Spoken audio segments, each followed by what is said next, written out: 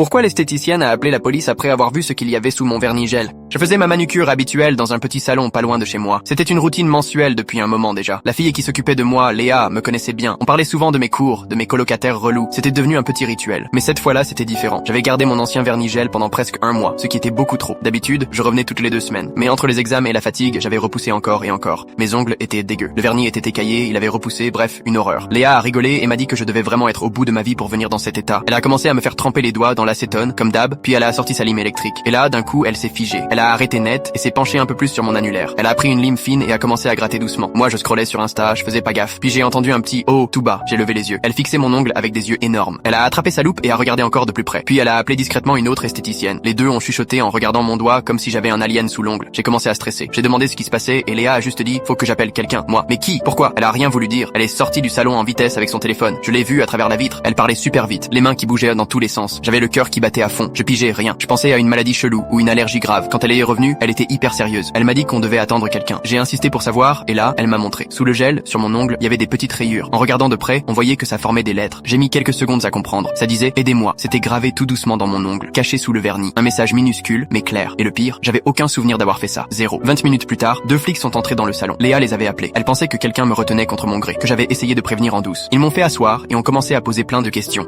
Est-ce que je vivais seul? Est-ce que quelqu'un me faisait du mal? Est-ce que je me sentais en sécurité chez moi? Je leur ai dit que tout allait bien, que j'avais aucune idée d'où venaient ces marques. Mais en parlant, des trucs ont commencé à me revenir. Une soirée, il y a genre un mois, j'étais trop bourré. Léo, mon copain, qui me criait dessus parce que je parlais avec un mec, je me souviens qu'il m'a attrapé fort par le bras, qu'il m'a traîné jusqu'à sa voiture. Et après, le vide. Juste des images floues. Moi, assise dans sa salle de bain, en larmes. Moi, qui prend une épingle à nourrice pour gratter ses lettres sur mon ongle. Et le lendemain matin, je recouvre tout avec du vernis. Tout m'est revenu d'un coup. J'ai éclaté en larmes, là, au milieu du salon.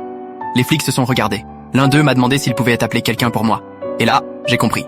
Léo m'avait enfermé dans sa bulle. Il lisait mes messages, me coupait de mes potes. Et cette nuit-là, c'était pas la première fois qu'il me faisait peur. Ils ont pris des photos de mon ongle, m'ont donné les contacts d'assaut qui aident les victimes. Léa a refusé que je paie. Elle m'a serré dans ses bras. Elle m'a dit qu'elle avait déjà vu des situations comme ça, et qu'elle se fie toujours à son instinct. J'ai quitté Léo ce jour-là, par texto, et je l'ai bloqué partout.